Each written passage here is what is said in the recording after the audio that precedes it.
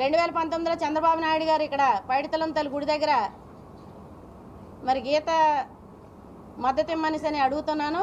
గీత సంగతి అయితే నేను చూసుకుంటాను. ఇప్పటికి కొన్ని కారణాల వల్ల టికెట్ అయితే ఇవ్వలేకపోయామని ఆ రోజు చెప్పారు.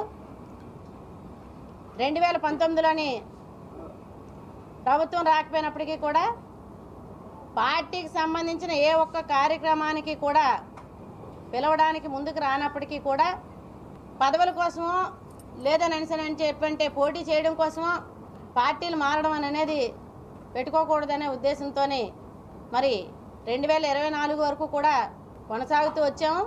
ఏదైనా సరే ఒక మీటింగ్ కానీ అక్కడ రాష్ట్ర పార్టీ నుంచి పిలవాల్సి వస్తే అది ప్రోటోకాల్ లేకుండా మామూలుగా ఉండే కార్యకర్తగా పిలిచినప్పటికీ కూడా అటెండ్ అవ్వడం జరిగింది మహానాడు లాంటి కార్యక్రమాలకి.